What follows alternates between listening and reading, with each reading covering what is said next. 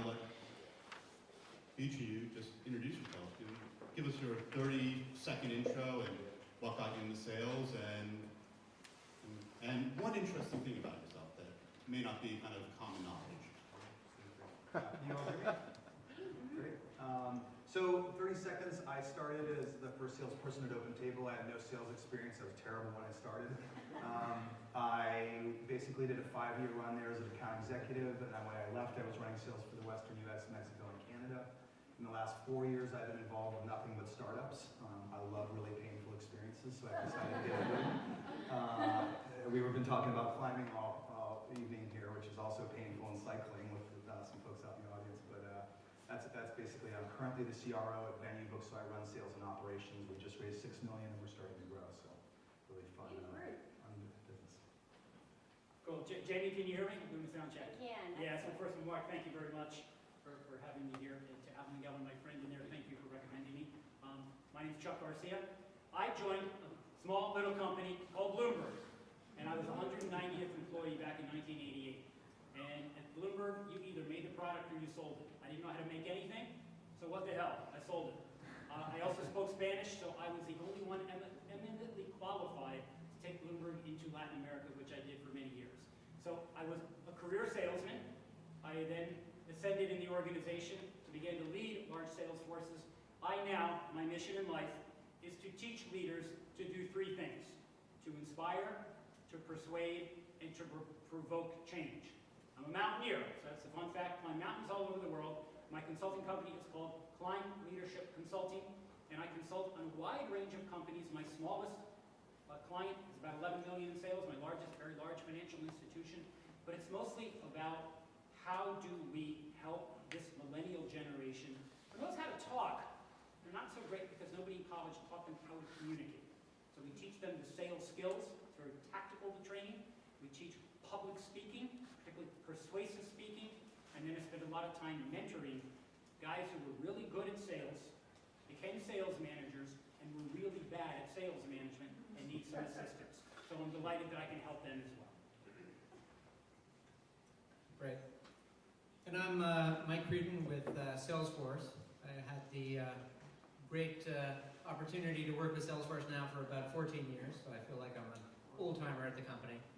But yeah, my experience at Salesforce was a little bit different. I actually started in product management and then quickly moved into more of a business development role. And then about 3 years into it, Mark had the idea to actually build a platform around what it is that we were doing. So he wanted to create an incubator. So anyways, I was nominated to run the incubator, and I incubated 37 companies. And the #1 thing that we needed to do was teach these folks how to sell. So I came through the school of hard knocks at many startups before. I had my own startup where I was the CRO for about 8 years. So I had a little bit of experience in that, but I really got schooled at Salesforce, and hopefully I can share some of that with you today. Great. Really appreciate giving folks the buy on the background. And the topic is around sales culture. So before we really dig into it, I'd like to get each one of your thoughts around what sales culture really means, because I think we talk a lot about culture in general, and most people think it's ping pong tables and beer taps in the pantries, but obviously culture is much more comprehensive than that. So I want to kick us off, because I think Salesforce has a kind of an interesting perspective on that. Sure. It's quite interesting, because I think at Salesforce we actually pride ourselves on the culture that we've created within, and actually started with our leader. I think that culture actually has to start with the leader. It isn't something that you can manufacture kind of after the fact. But Mark, if you know Mark Benioff, he talks a lot nowadays about kind of corporate philanthropy, and he invented something that's called the 1-1-1 model, which is now, we've actually donated this to an organization called Pledge 1%. But fundamentally, I think that what sales culture means, and in particular, is one is instilling purpose and providing engagement within the enterprise itself, within the company, fledgling or a large company like Salesforce. So my experience at Salesforce has been, having been in many companies before Salesforce, it was the first time that I actually felt that I had true meaning and purpose, because I was with other people that were actually aligned in terms of goals. And one is the goals of day-to-day, which is actually just doing what you need to do, which is making your numbers and things like that. But I think on the other side, it was actually making a difference. And especially in high tech, I think that a lot of us are driven to what it is that we do, not because we're going to make a ton of money, but because we're going to make a difference. So that's my experience. I look at this as the culture is a series of behaviors. It's how you act and how you react. But the fascinating part about culture is that determination of action and reaction is based upon a conformity of how someone who is a salesperson comes in and notices a series of collective behaviors. Certainly, the culture is driven by that sense of purpose. But if you ask a 24-year-old salesperson about his sense of purpose, it's a very different answer than a 48-year-old sales leader. So culture is very much, and in the Bloomberg world, I use that as an example because that's where I cut my teeth. The culture of Bloomberg was very clear. Your behavior is based on the core values, and the core values that Mike Bloomberg told us every day. If you're not making mistakes, you're not trying hard enough. And that is antithetical to the world that I consult with these days, where the millennial generation is terrified to make a mistake.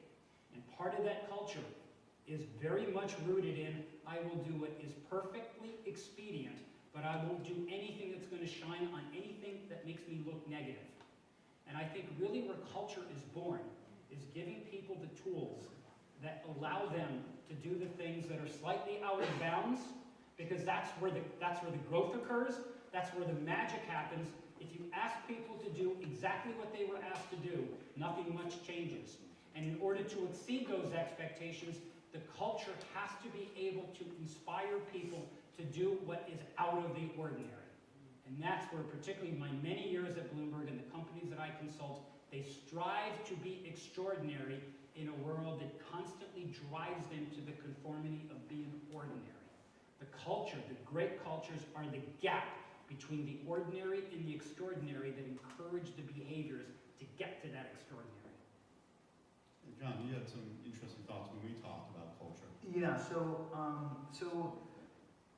I've been a part of a successful company. I've been a part of a bunch of failures too, and pretty bad ones. And so I've been on both sides of the equation, which has been really valuable in my career. I will say that I think what Mike had said earlier, it definitely flows from the CEO. And so I've spent a lot of my time when I go into early stage companies, the first question I ask the CEO is, what are your values? And if they want to start talking about my resume, I'm saying this place isn't for me, thanks for your time, and I'll walk out the door. So that's the first thing. You got to live the values as a leader, or you can't pretend about values. You got to embody them. So at OpenTable, we had between 2003 and 2009, 6 people leave our sales organization voluntarily. And we didn't overpay people. We didn't. We took care of people personally and professionally, compensated them well, and we built a club that nobody wanted to leave. And I'm in a company now where I finally found another leader who's just amazing. And I think integrity is the starting point for good culture.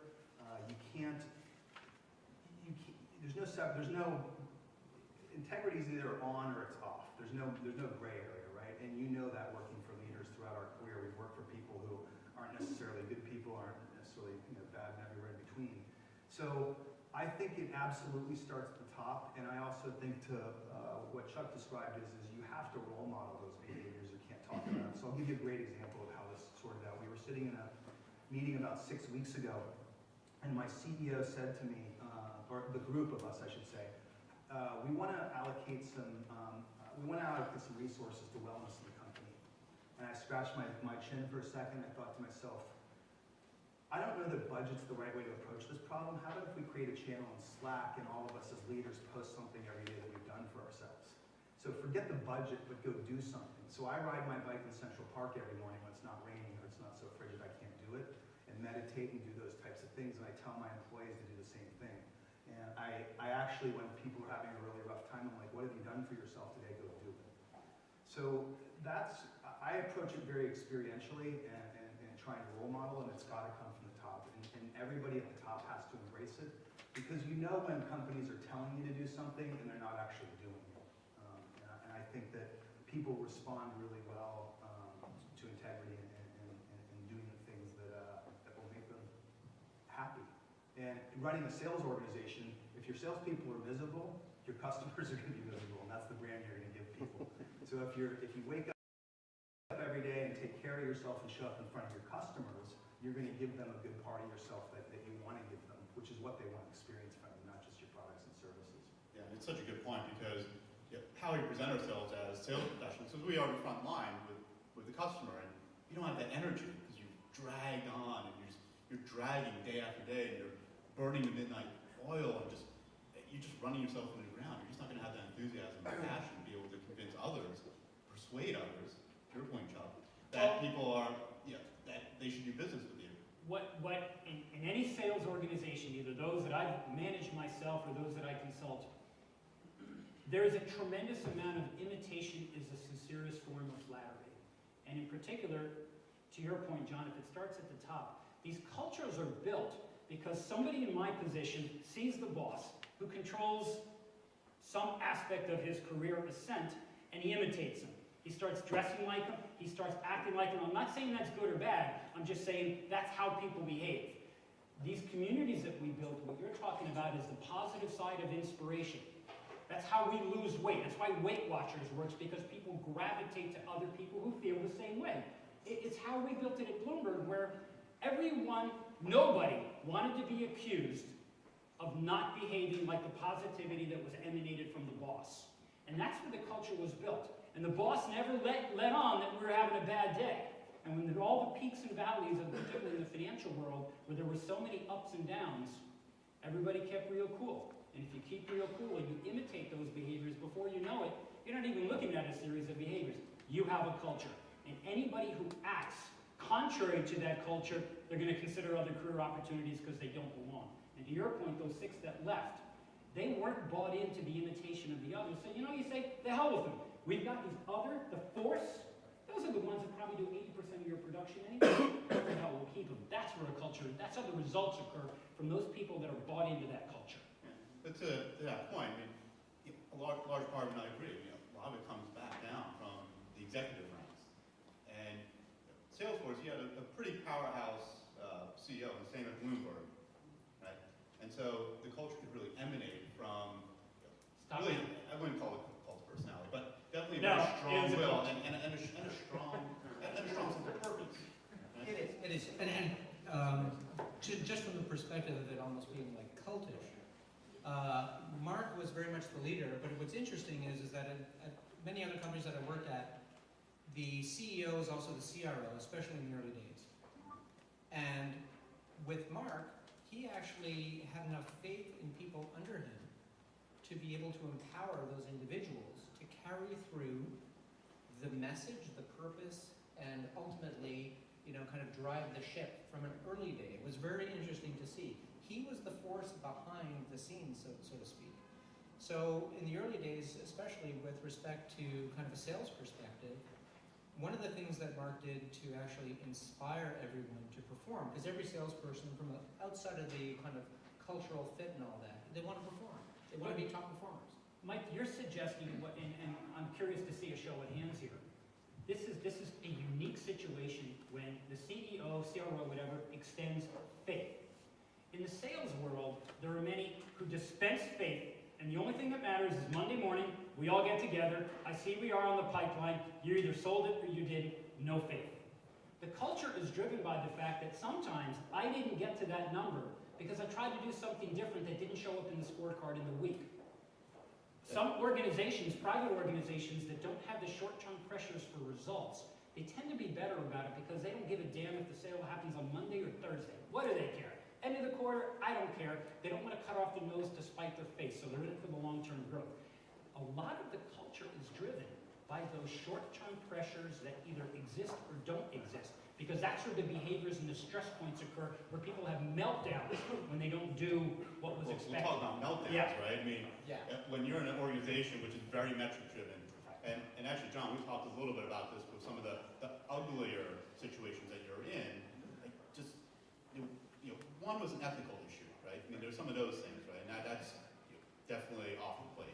But then there's just some organizations that just have just the wrong focus. And in sales, yes, numbers are everything, but it has to be more than that. I mean, what do you think? Yeah, so I think that, listen, I think in general people want to go do something that they like. So I'll give you another example of a month ago I was doing some recruiting, and there's this candidate I really wanted to hire in LA, and she was the best candidate far and away. And we got into a discussion about where the right place was for her to work, and she said, well, I haven't gotten the offer from the other company yet. And I'm like, you don't need the other offer to figure out where you're going to work. You need to go do something that takes care of yourself and figure out where you want to be and why. And I guarantee you, if I paid you 15 grand less and you went there and you didn't like that business, you'd in a heartbeat exchange the 9 grand to be happy in my company versus there. She took the other job, which was actually great because I encouraged her to go chase what she really wanted to do, and she did that. And I know she'll be happy, and it was good for us, because if she'd come to us, she would have left after a period of time, and we would invest in her would have been right. So I think you have to really trust that, like decisions like that are going to be right for the business. So another example is in my OpenTable career, I had a guy who was doing unethical stuff out in the field at 125% of goal, and we terminated him.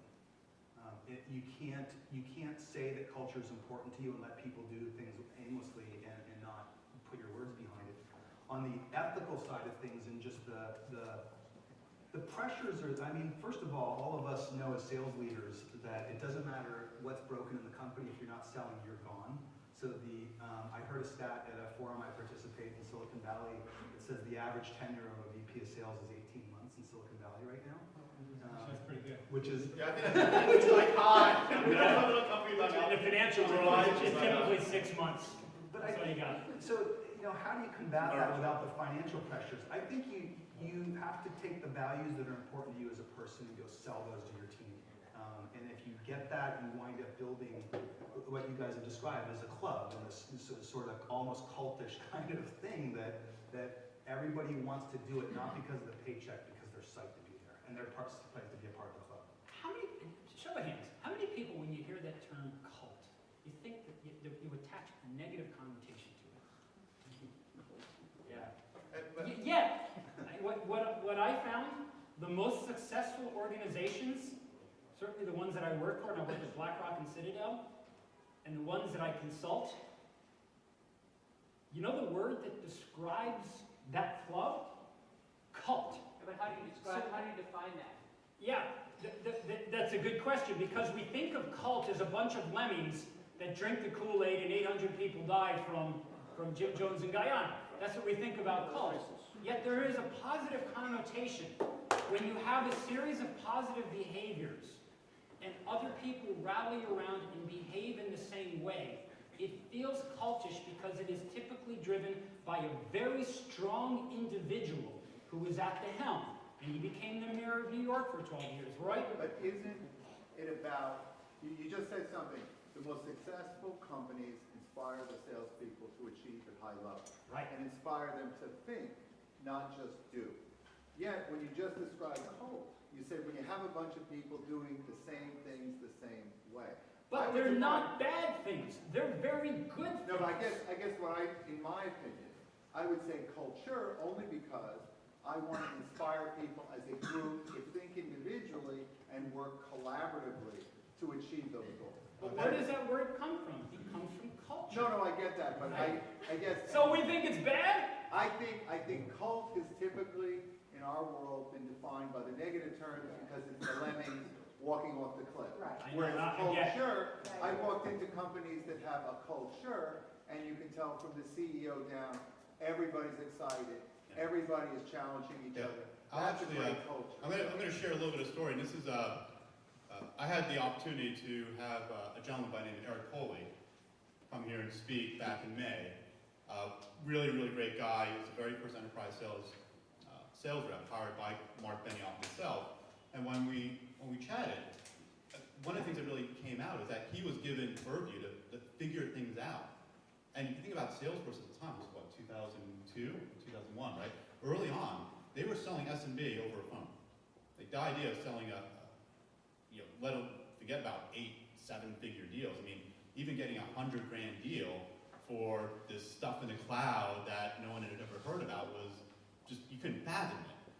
But Mark Benioff, to his credit, he gave the power, he gave the freedom to people to succeed and to figure these things out. You know, granted, I mean, obviously there was numbers behind it, but I mean, you can talk a lot about that.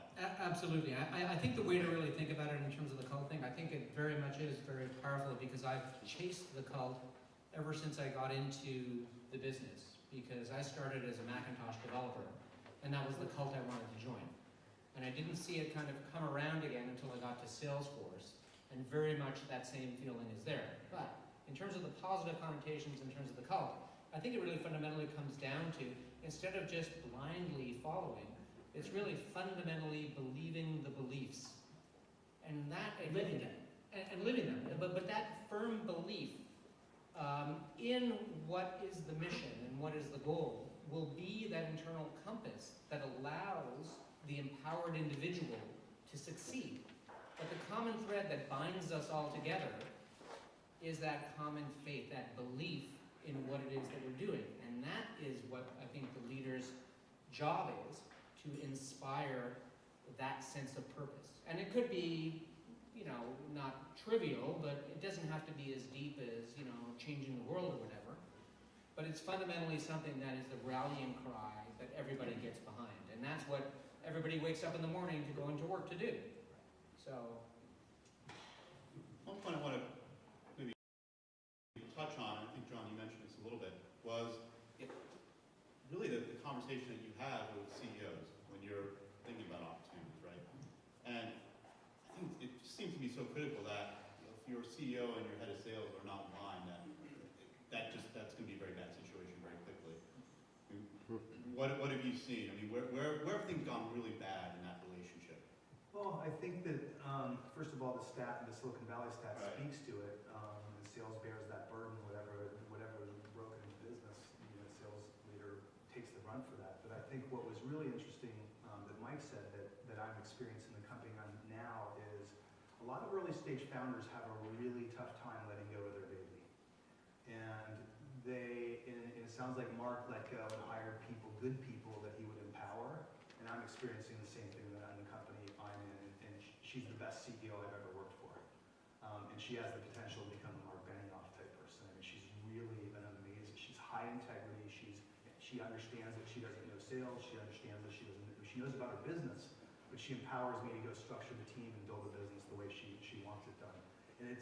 And so the difference between the bad experiences I've had and the good experiences, they talk that, but I don't feel that. I have to feel that. And this, I mean, I'm a California guy, so the touchy-feely thing, you know, I get that whole thing. It's fine. I'm good with it. The New Yorkers can handle it. I'm good with it. But We just push people. but the point is what Mike and Chuck have described is you feel that when you walk into an office when you're going for a job. And I've gotten really good at feeling that because I've been a part of dysfunctional businesses and I've been a part of really successful businesses, and I can walk in and talk to the employees and figure out whether it's dysfunctional. Not by talking to the leaders, but by talking to the employees. That's where you figure it out. And so I have just learned that the values are number one, and finding a good business model with a good opportunity is very definitely, but then a CEO with good values and is willing to empower the team around them. And the thing is if you can't empower the team, you can't disseminate the information. And if there's no dissemination of information, a couple people hang on to it, and you can't scale the business. So I do feel like it's very much a part of you know, Mike, you were describing this earlier. It's a value proposition, and everybody in the sales organization has to have it oozing through their pores. I mean, you can learn the skills, the closing, and all that kind of stuff, but if you don't fundamentally have a belief that this is the best thing in the world for your customer, not for your company, but for your customer. If the customer because what happens in sales is customers are either saying yes, they're saying no, and then there's everybody else who sits on the fence. And that sitting on the fence typically comes down to how the customer feels about the salesperson. If they feel that you are on their side, they will typically move forward. And to exude that trust that you connect with, you've got to have a good culture and good support and good values coming from the top to make that work. Right? Or your sales team doesn't feel it. And I've been a part of those companies that have it.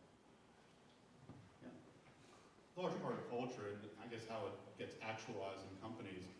You see it from the hiring and onboarding, training and coaching. What are some things that you've seen in the organizations you work for or consulted with that you've seen have been really effective in making culture happen through those activities? I sometimes start an engagement with the best advice that I ever received in business from someone who's never been in business by Maya Angelou, the poet.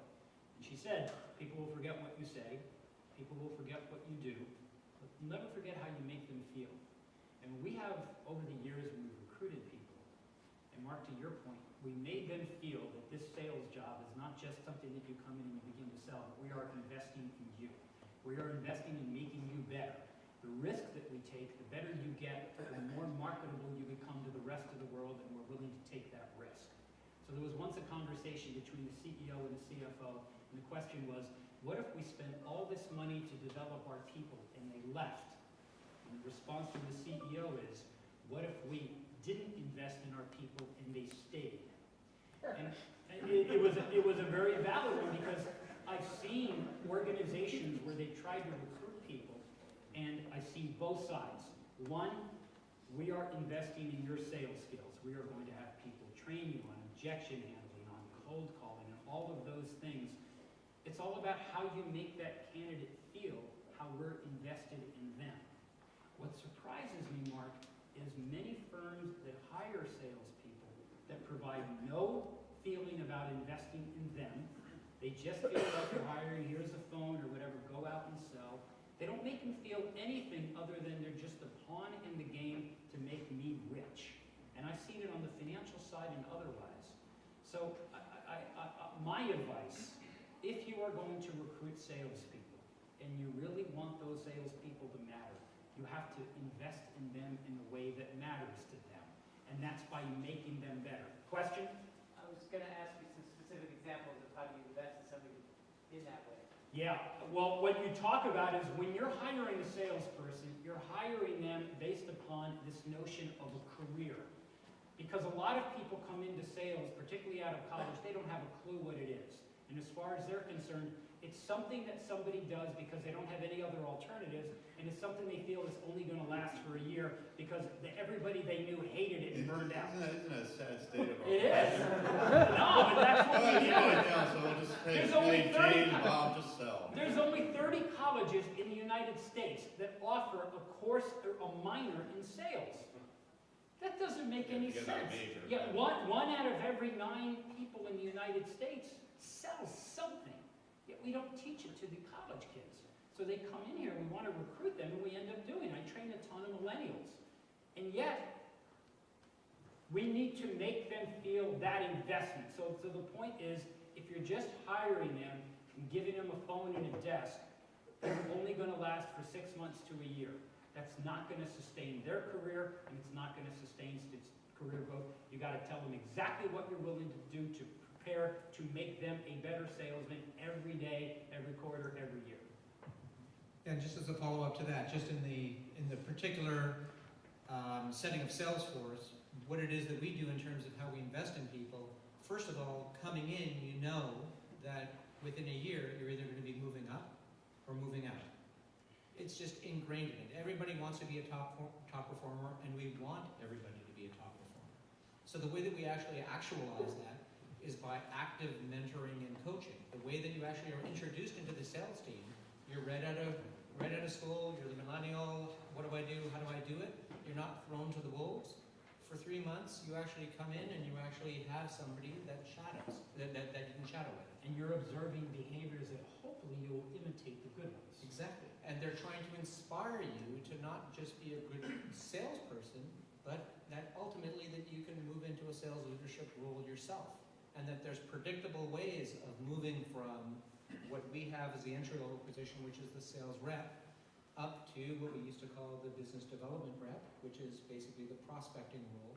And there's management opportunities in there as well, up to where you're an account executive, and then you're actually holding the bag, carrying the account, and having that responsibility that everybody looks to do. And then from there, you go up through the management. And it's very important to provide to the individuals kind of that predictable path, that they know that their hard effort and work is going to pay off if they aspire to greatness. And that's ultimately what we try to provide. And we've become sophisticated as a larger company in terms of how we do that with sales productivity programs and active coaching and ongoing certification and all the natural things that larger companies do. But I remember very early on, I was actually one of the guinea pigs. I was in a product management role at the time when the head of product management, who was Team Zoe at the time, he was working with the head of sales, who was Doug Farber at the time, and they had the first sales productivity session to onboard and basically disseminate the wisdom of how we do what it is that we do to the new recruits. And that was where it started. And this is when, we had a very small sales team. We're talking about, having, handfuls of employees at the time. So that was our experience. I'll add one more thing to the question. I was just going to say, it's interesting, we talk about onboarding, and Chuck's comment that a lot of people think sales is like the worst of the worst, right? I think that, I've been in sales my whole career, and I always get a kick out of friends, I have some very good friends, who say, well, you're just, shoving something on somebody they don't want. And I think part of the problem with sales is people, first of all, the name sales, we should just get rid of it. We should come up with some other word, because it's so... At BlackRock, they call it business development. Sales is Yeah, they really- try, but it's just, and I think part of the onboarding thing that's valuable is helping people understand it's not about shoving something on someone.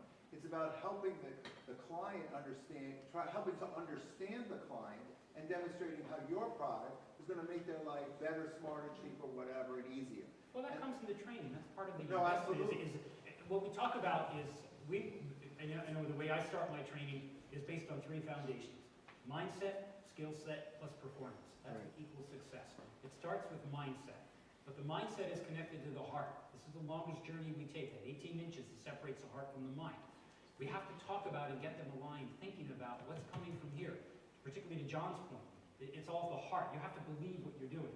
And you have to make that salesman help and motivate them to understand that what they're selling is coming from the heart. It goes up to the mind. Then you trade the skills, and then you watch them perform. Salespeople that have a negative connotation come around, and you can flip-flop on them. But it's our job to inspire them to see it that way because they're too ignorant. They just don't know it. No, and I guess to my point, the only point I was making was, yes, obviously all these things we've discussed, but I think maybe part of the answer is trying to find a way to position this in a slightly different way so it doesn't sound like sales.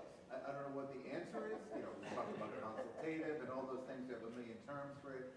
But I think the problem is people hear the word sales and it's already, it's like coal, right? It's the same. Still a 4-letter word. Yeah, sales is an interesting beast. There's a lot of companies that don't even want to use the term sales in any organization, or even to quote one particular founder who had a post that was fairly popular, to not even hire salespeople. That's a whole other story, maybe another session. But I want to get to your point, because you have one thing you wanted to share. Yeah, I wanted to share, because being at OpenTable, we had Danny Meyer's book, Setting the Table, as a Bible for us. And for those of you who live in New York, it's an amazing book, and I think it's, Danny is an amazing hospitality. He's highly regarded as the best front-of-the-house person in the world for restaurants, I think. And the book, the first part of the book talks about all these experiences, and he says service is the expectation, is defined by what you expect to receive as a customer. And hospitality is that thing that you do that the customer doesn't expect. That's an experience that Chuck just talked about. So we teach to literally not expect. That's it. And so I was sitting at a table in Gramercy Tavern with a group of sales reps, and we were talking about his book, and it was amazing. So they were clearing the table, and there were crumbs all over the table, and the server walks up to the table and starts crumbing the table, and one of the people at the table goes, I've been looking for a crumber in the store forever, and I can't find one. And 5 minutes later, a manager comes walking out of the restaurant, hands her one in a bag, and says, "This is for you." I can't tell you what I ate that night. I can't tell you anything, but I will never forget that story. Never forget how they made you feel. That's it. So that's it. And to me, that story and that experience. So it's not about what's coming out of your mouth as a salesperson. Like, I train salespeople to get it in their bodies. Like, we do off-site trainings, and it's like, role plays. And if they don't have that thing coming out of their fire out of their belly, like, I help them get there. You've got to get that in your body, or you'll never be successful. And it's the experience and it's that feeling. And that's, to me, that's the art of great sales. The mechanics are all about learning how to close and this and that and all that kind of stuff, but fire and passion and that experience and that stuff, that's the guts of it for me in terms of building a business and surrounding yourself with a culture of people that want to do that. Selena, did you have a Yes, question? I do have a question for you, John. How much of that, when you have a new hire, somebody that you're training, what do you look for? We're struggling with the right talent to hire, to bring in for sales. So what percentage would you say is kind of like, it is their personality, you can see they have that drive in them, and they just need to be molded a certain way, and you have to have the right people there to train them? And what percentage, because it sounds like what I'm hearing from all of you is that it's all about the training, the force behind it. You know, everybody feels like there's a sense of purpose, but it's hard to find people that you feel really are in sync, like pulsing together as one company, or that fit in, and you know, it's like, how do you make that assessment? So you're asking a recruiting question, and I typically divide businesses into two types of business, either consultative or actually not even consultative and transactional, businesses that currently exist, or if you're trying to carve out something new like OpenTable did in the early days, or both these gentlemen are building businesses from scratch and ground zero. So those businesses, those industries didn't exist before these companies came in. The skill set it takes to go out and something that currently exists is a very different skill set than the one it takes to go build something new. Reps that are on commodities are typically competing on relationship, price, and service. And challenger selling, which I know Salesforce has embraced, I embraced it in 2009. We became a poster child for that. First of all, I've got to have challengers, people that can provide insight selling. If you don't know the book, go get it. The Challenger Sale. It's the new paradigm in selling. And essentially, we validated all of this at OpenTable, and our batting average at hiring salespeople at OpenTable went from about 50% to about 85, 90% success rate. Just simply building, this is my single favorite question, is in an interview, which is, and by the way, I go through, let me back up a second, I'll answer your recruiting question. The first interview I do with a salesperson, I don't look at their LinkedIn profile, I only accept resumes and I talk to them on the phone. I won't look at their face. I want to hear what they sound like on the phone. I don't care to talk about their resume. I want to see if they sound good, if they're an organized thinker. That's the first piece. The second interview, I talk about their resume, their experience, and their values. I typically ask them a question, if you could have all the money in the world and you do anything you want, what would it be? I want to know what kind of fire and passion they have. Do they want to go change the world?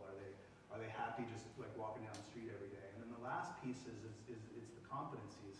And the question that I ask them in the third interview, and I all three phases of the interview, is tell me about a time when you reshaped a customer's priorities.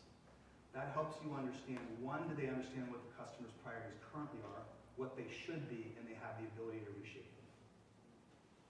To me, that's the best question you can ask of a sales rep. So I've taken lots of people right up to that third interview, and they fail miserably on that, in which case I don't hire them. I've also taken people who I never thought would be good, and they nailed it in that interview, and I wound up hiring them, and they did. So, and in the end, it's a feeling. I always go back to the candidate, and I always share their strengths and weaknesses with them, because I want to understand whether they take feedback well or not, because if you give them feedback and they get defensive, the process is over. So, hopefully that helps. There's actually, Selena, maybe after the group, I can share some things I learned from Andrew Quinn from HubSpot, a session in Boston, because it was really, really fascinating, but it really came down to a few things that they look at. And again, every company's going to be different, so there's not like a formula around hiring, but the things that they looked at were curiosity, coachability, and winning. Did they have something that they've done in their past that they had to take initiative in? And those were some really good parameters, I think, at least a good base, particularly when you're doing evangelical type sale. Now, if you're selling something that's a commodity, very different. You just want, it's really just drive. I want to take some questions, right? We have like a few more minutes here, so let's open it up. Okay, lots of questions. Well, Phil was over here first. I gotta give Bets a little bit of recognition. That's right. Thank you. Yes, I work fast. That's not all I do, but don't ask my girlfriend. So I had a question about you. There's been a lot of talk about culture, about how you're recruiting, attracting talent. Obviously, interesting to me as a recruiter. But how much, when you're talking to people, do you rely on the product that your company actually uses versus the culture you're trying to cultivate? And I know that the buzzwords out there are we're changing the way things are happening, or we're disruptive. Yeah, all those terrible how much do you rely on yourself as a leader to really build a culture where people feel empowered versus relying on a product like Salesforce that is just an absolute beast in the market that they're in? Number one, culture, product, I'm not saying it's irrelevant, it doesn't matter, because they're gonna sell something else, they're gonna sell, a year from now, they're gonna be in another job. Culture trumps strategy, and it's a path toward effective execution, because it's in the culture that determines how you execute. And what we look for in particular, and Celine, to your point, we look for the inquisitive mind that is able to act. Because if you've got a really smart person and is incapable of acting, that's a mind trapped in torture. That's not the kind of person that we want to put into sales. So, and that culture is driven and fosters the action. And sometimes the action leads to, let's say failure, leads to things. We were always okay with that as long as they learned that lesson. We said, you're going to make other mistakes, you're probably not going to make that mistake. And that's all driven from culture. It doesn't matter what the product is. We had some questions. Gentleman back there next to the camera. Yeah. Stand up, what's your name? My name's Brady. I work at Culture IQ, so we're in the business of measuring culture and understanding it. And reason Does measuring cults factor into this at all? it's version 2.0. But what I was really curious about was, is there something that's distinctive about a sales culture in the sense that it can be something that's different from the overall culture? And should that purposely be something that's different? Well, I have a very strong opinion of this, and I think yes, but let's hear it from the guys. How do you say this? Hopefully everybody's in sales here. I think that the interesting thing about sales is that it's driving the revenue for the business. So if the revenue goes up, everybody in the company's psyched about it. So I think that the sales organization is largely responsible for culture in a very big way. And I also think that a lot of engineers and people in the ops and execution side of the business always want salespeople to show the product.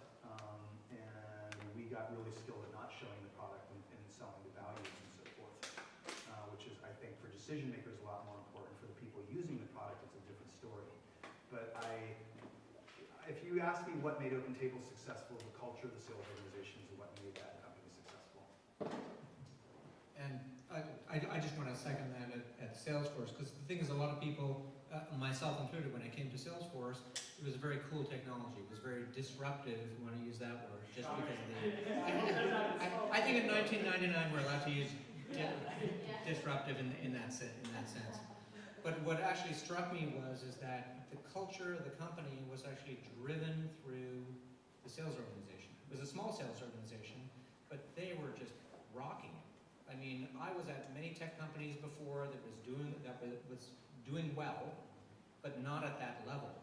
And the sense of accomplishment that the sales team was able to actually kind of resonate throughout the company lifted everybody's spirits. And that actually, throughout my entire career at Salesforce, over 14 years, I still can relate it back to that one essence. It's still the same way it is today because we're still continuing to rock it. But the sales organization is kind of the juggernaut behind that. And I think that's why, I mean, from Mark's perspective, he instills that sense of purpose down through that primary vehicle, which is the sales organization. We'll take two more questions. Hi, Jonathan. I'm curious, Salesforce, how do you marry metrics and culture, and how do you make it a win-win? Maybe if you have like a metric system that is useful, how do you make the salesperson, how do you extend the faith and the trust, and also get the numbers that you need to have? Trying to combine like metrics, like the drive, that's why sales exists, and how you measure sales, but marry that with maybe the non-metric side of sales. Maybe the culture, there is maybe metrics that you say, like, this is useful, if you think it's useful. I'm curious to see what kind of metrics are on the top of your list for sales. Well, so I've been a part of a bunch of startups in the last few years, and the challenge that a lot of early stage founders have is that there's three sets of customers. Well, in our marketplace business, there's three. There's the supply, there's the demand, and there's the investors. And the investors are the most important customer early stage, so you gotta go chase those metrics, which is really challenging to do. And oftentimes, the deck that the founder puts in front of a VC is the one that becomes the sales goals. And oftentimes, they're not achievable, and nothing destroys. I'm not a believer in setting goals above what's possible, and a lot of people are. It's unbelievably demoralizing. It's so brutal to wake up every day and crush it like your very best and miss your sales goal. I mean, the best month of my career, and I still miss my sales goal by 10%. I mean, it's just like getting beaten up constantly. So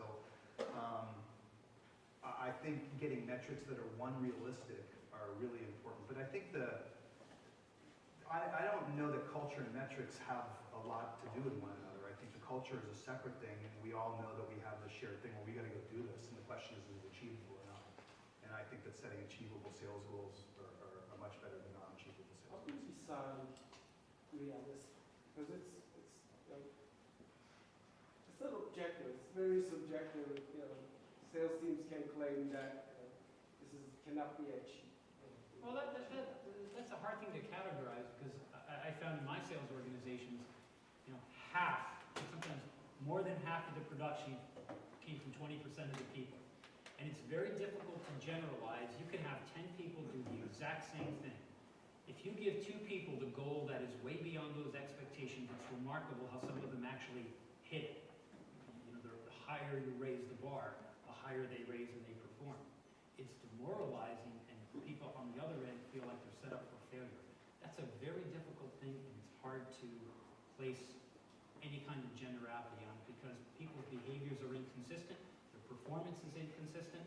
Sometimes you have great years, sometimes you have not so great years, but in the end, you can't apply all of the same principles to all of the people all of the time. It doesn't work. How do you decide it's realistic? You have to give stretch targets.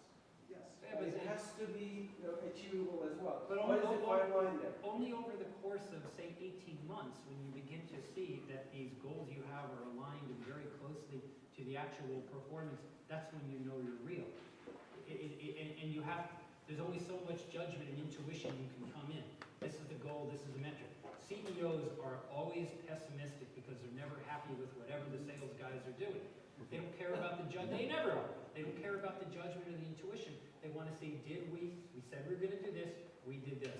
It's pretty. And that's where the alignment question comes into play with CEOs, executives, and VPs of sales, because that's where a lot of breakdown generally happens in a relationship, and that's why you have VPs of sales that last 18 months.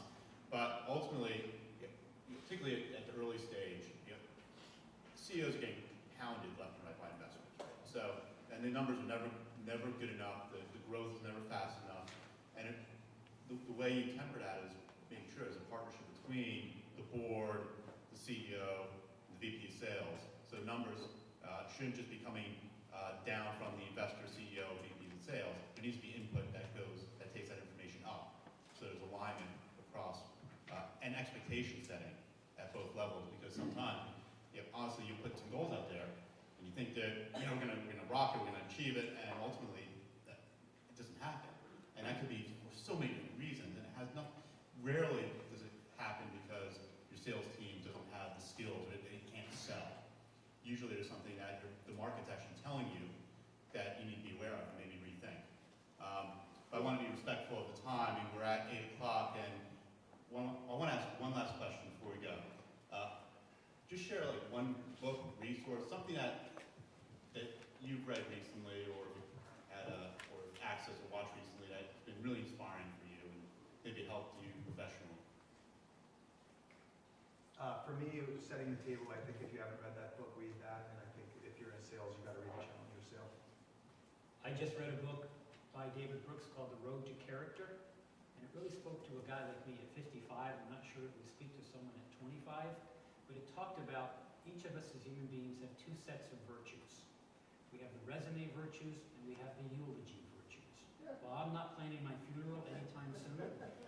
What he talked about in the book is all of us are so obsessed with the resume virtues, and why is it later on they talk about your other virtues that had nothing to do with your career. But really talks about it's incumbent on all of us to to foster an environment based upon the law of reciprocity. If you want to create success for yourself, the best way you can do that is to help others to create their success.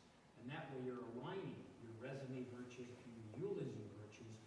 It was a really, really cool book, and it made me think a lot about that, and I think I would recommend it. It's a very good read. What's the name of the book again? The Road to Character by David Brooks of the New York Times. Yeah.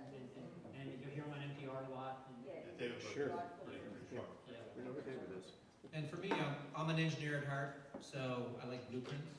So one blueprint, you know, I'm still at Salesforce after 14 years, so I still think that I believe the beliefs. So one of the books that I think everybody has to read is, especially if you're in B2B sales, is Behind the Cloud, which is Mark Benioff's, you know, it's basically the playbook of Salesforce, which was written in 2008. It still applies today. So that's number one. And another favorite of mine, just because I'm a startup guy, is The Art of the Start, which is Art of Start by Guy Cowell. Yeah, really great book. I'll add just one other. It was my Bible, but it's still applicable today. It's Tom Hopkins, called Mastering the Art of Selling.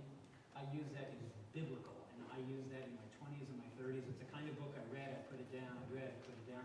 It just covers the entire basis of all of the art and the science of the sales process.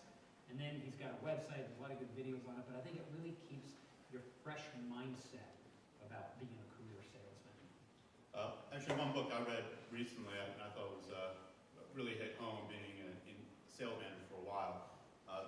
This gentleman, Mike Weinberg, wrote a book called Sales Management Simplified. He had another book before that called Sales Simplified.